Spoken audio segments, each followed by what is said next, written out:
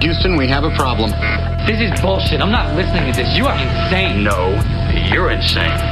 You simply do not have time for this crap. I'll use small words so that you'll be sure to understand, you warthog-faced buffoon. You shut your foul mouth! Yeah, that's my message for you. Fuck you and kiss my ass. You were just dumber than a bag of hammers. What you just said is one of the most insanely idiotic things I have ever heard. Everyone in this room is now dumber for having listened to it. May God have mercy on your soul. You are now tuned in to Dusty Vision Radio.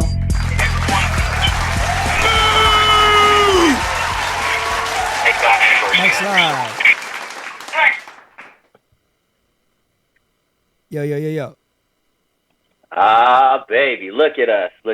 Dusty Vision Radio right here on Super Audio Network. How do I look, Dre? You look great. You look wonderful. I love your background, too. You look awesome. Thank you, sir. Thank you. We are obviously quarantined right now, so I'm not in the Elvis Studios posted with my boy Dre. This is nothing different. Even if coronavirus wasn't going around, I still stay 6 feet away from him. He likes to bite. Yeah. Why you making it weird? But yeah, man, this coronavirus thing is weird. We're going to talk about that later on in the show, but I definitely want to get it started because we have a special guest on the line. We're going to talk Crip stuff. We're going to talk some rap and hip-hop. Ladies and gentlemen, from Little Rock, Arkansas, we have Big BOODA CRIP. What up, Big BOODA? What's going on, world? Yeah, man. Thanks for joining the program. Glad I can do it.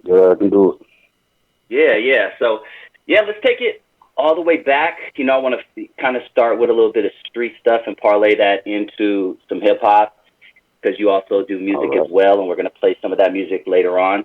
Okay. But tell me, to the best of your knowledge, what year would you say Crips first appeared in Little Rock? 1987. Okay. Off top, 87. Okay. Interesting time.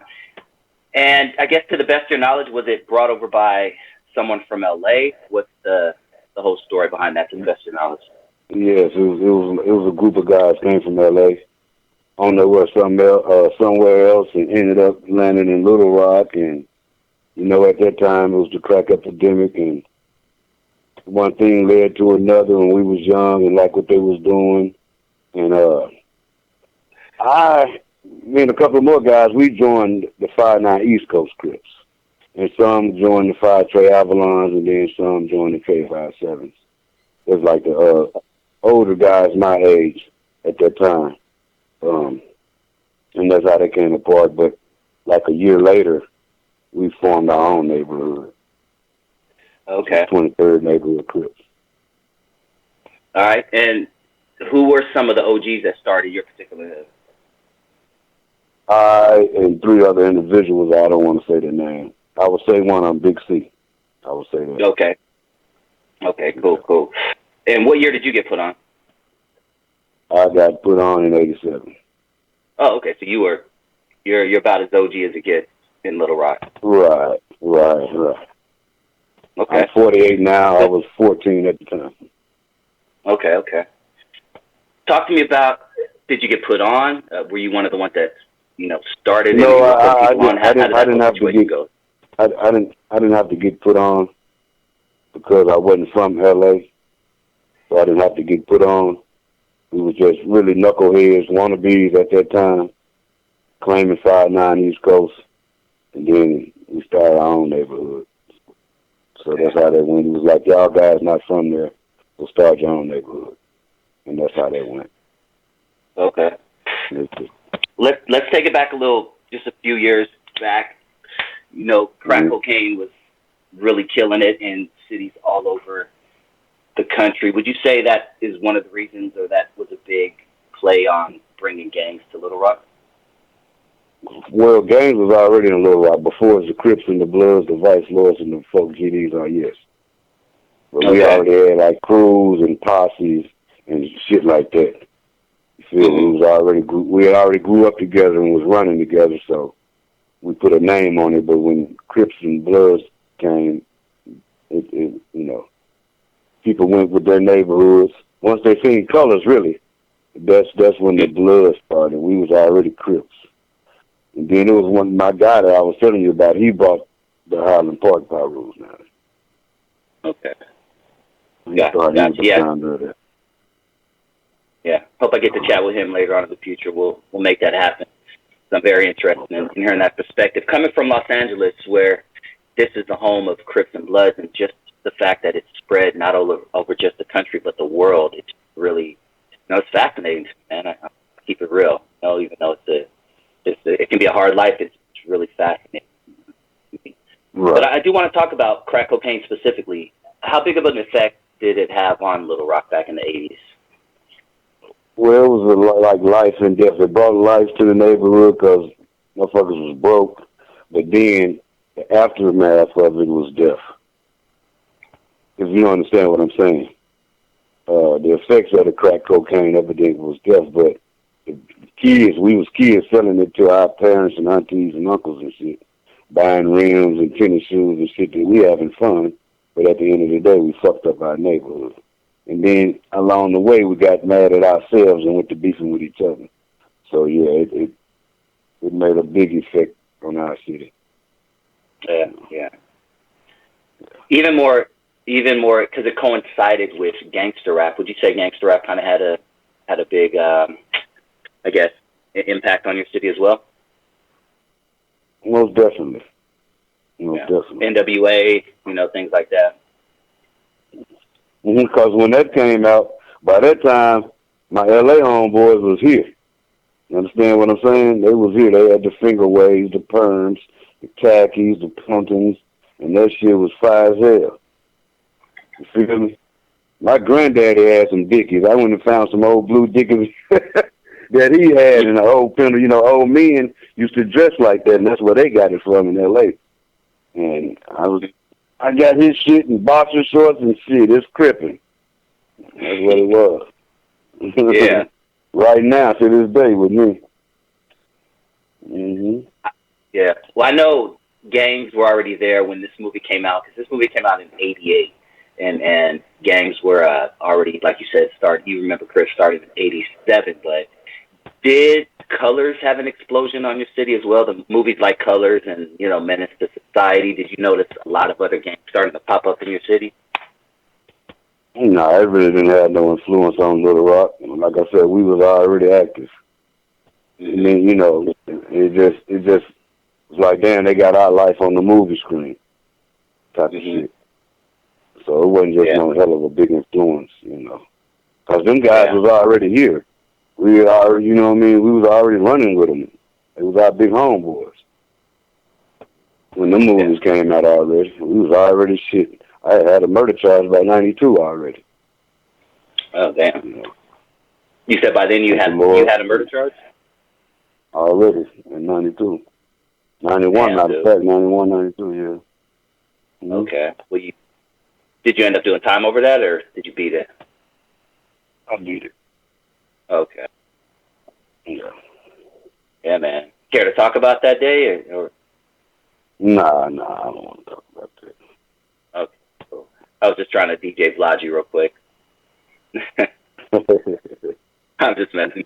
Hey, so talk to me about what changed in Little Rock when the Bangin' in Little Rock documentary came out. And I guess, what are your general thoughts on it? I didn't like it because there was a lot of guys on there was kids, man. And they didn't really know what the fuck they was. I didn't get on it. I wouldn't put myself on camera right after we've been banging like that and incriminating. I mean, because the cameraman, it was the feds, man. Yeah. The cameraman was the feds, and they locked. If you look at that movie at the end, they tell you all the motherfuckers that they interviewed got locked up. Got locked up. Yes. And some of them are still locked up. Damn. Yeah, if anyone has not seen this documentary, it's a classic piece of cinema, in my opinion. And Wolf Street Crip 23rd was mentioned heavily in that documentary, right? Right. We're the mother set of the Crips. Mm-hmm. In Little Rock. Really, for gangbanging period, we first wanted, started the Cripping. Then came the Bloods. Sort of like you did in L.A. You had Crips first. Mm-hmm. You had the Bloods. Mm-hmm. Yeah. Yeah. So, damn, a lot of people did any of your close homies get locked up behind that? Yeah. Yeah. Wow. Yeah. And you said you chose not to get on camera. Is that what I heard you say? Yeah, he came to my grandma's house. They came. I was like, no, sir, I don't want to participate in that. Okay. What was it an accurate? Go ahead. I said I didn't see no sense in it. What was done already. That's like digging up old bones. Some of them kids dead on there like that, and their parents looking at that shit. That that's. I didn't like it. No, I didn't like it. No. Yeah. Okay. Now, what was it? Was it really popping back then? I mean, you guys were at one point murder capital of the country, right? Or top 5, top 10. Right. Fifth most. It was the fifth most dangerous for a minute. Yeah. And you wouldn't think that. And I remember this was the time that Clinton was coming out as president. It was kind of going hand in hand with him. And it was out of hand. It was out of hand by then. So by the time Clinton got in office, the money came. We was making money then. You know what I mean?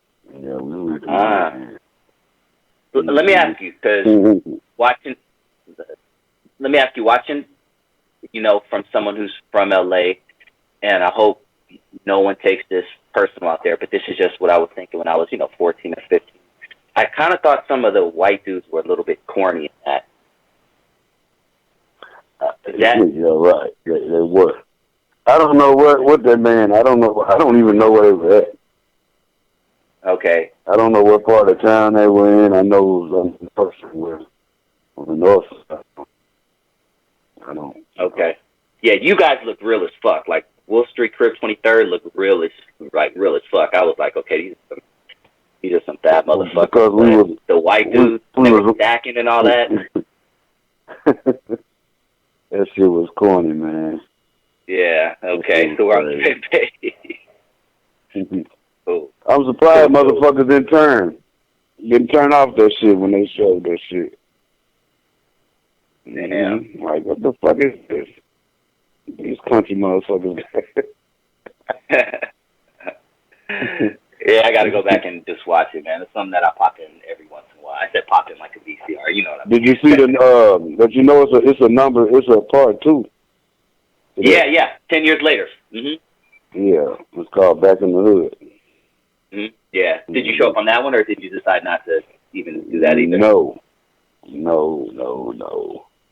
Yeah. I'm surprised I'm doing this. You see? But, hey.